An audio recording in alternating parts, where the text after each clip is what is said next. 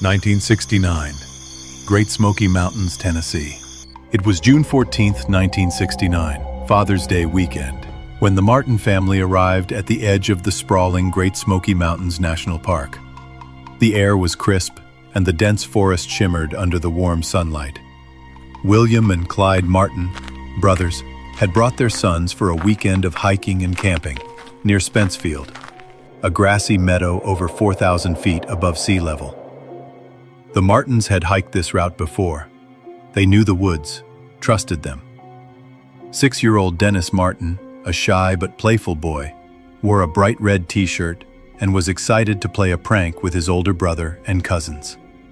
While the adults chatted, the boys agreed to sneak around the bushes and jump out yelling "boo" to surprise their fathers. But as the laughter echoed and the children popped out from hiding, only 3 emerged. Dennis was gone. William Martin immediately ran down the trail, yelling his son's name, covering nearly 2 miles in a matter of minutes. No response. No sound of rustling, crying, or footsteps. Nothing. It was as if the forest had opened its mouth and swallowed Dennis whole. What followed was the largest search operation in National Park Service history. Over 1,400 volunteers, rangers, firefighters, and even the National Guard swept the area. Bloodhounds were brought in. Helicopters buzzed overhead. Yet no trace, not a footprint, not a shred of clothing, not even a broken twig that gave any clue. The scent vanished as quickly as the boy had. Then came the strange reports. That same afternoon, the Key family, hiking in another section of the park near Rowan's Creek, just a few miles from where Dennis disappeared, heard a chilling scream. Moments later, the father, Harold Key, spotted something in the distance. A rough, unkempt man darting through the brush, carrying something over his shoulder. The man moved fast, as if trying to avoid being seen. Mr. Key didn't think much of it until he returned home and learned of Dennis's disappearance. He contacted the park rangers, reporting what he had seen. But park officials were hesitant to accept the tip. They claimed the location was too far from the search site and dismissed it. Then, something even more unsettling happened.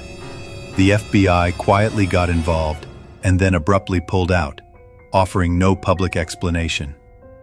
Stranger still, the U.S. Army's elite special forces, Green Berets, arrived in secret, independently launching their own search. They refused to share information with park rangers. Their presence was never explained. These weren't typical search and rescue personnel. These were trained combat operatives. Why would elite soldiers be deployed for a child lost in the woods? Locals began to whisper. Old tales resurfaced.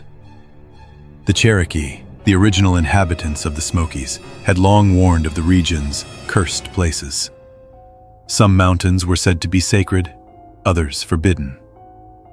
Spence Field lay not far from one of these sites. The Cherokee told stories of wild men, not quite human, not quite animal. Primal figures that roamed the backwoods, creatures that watched, waited, took. Seasoned hikers reported hearing strange sounds in that region. Stone clacks, whispers on the wind, long wails at dusk. Some claimed to see figures crouched low, watching from the tree line, eyes glinting like animals, but shaped like men. In later years, some searchers came forward, anonymously, claiming they were warned not to go into certain ravines. Not because they were dangerous terrain, but because the area was considered hot. One ranger allegedly confessed decades later that the Green Berets believed something not human had taken Dennis. But the Park Service, fearing panic and tourism backlash, buried the story. Theories swirled for decades. Animal attack? No blood, no remains, no signs of a struggle. Lost and perished in the elements? Unlikely. The search was immediate and thorough. Kidnapped? Perhaps. But how? in broad daylight, in the middle of a national park swarming with people. Nothing added up. Years later, a man hiking off-trail in a remote ravine found a child's shoe, small, worn, and half-buried. He handed it over to the park rangers, but it was never confirmed if it belonged to Dennis. Official reports never mentioned it again. And then, silence. No bones, no closure, just rumors, whispers, and fear. Visitors to Spence Field today often report an overwhelming sense of dread. Hikers have gone missing in the same area, only to reappear hours later with no memory of where they'd been. Some claim to hear the faint sound of a child crying, or laughter echoing deep in the woods where no one should be. The Martins never stopped searching. William died without ever learning what happened to his son. The disappearance broke the family. But the case, unsolved for over 50 years, still lingers in the minds of those who walk those trails. Because what haunts the Smoky Mountains isn't just the echo of a child's last day. It's the eerie truth that in one of the most visited parks in America, a boy vanished, without a sound, without a trace, surrounded by people. And something in those ancient hills knows why. To this day, hikers vanish in the same stretch of forest. Radios go dead. Screams echo with no source. Some return confused, silent.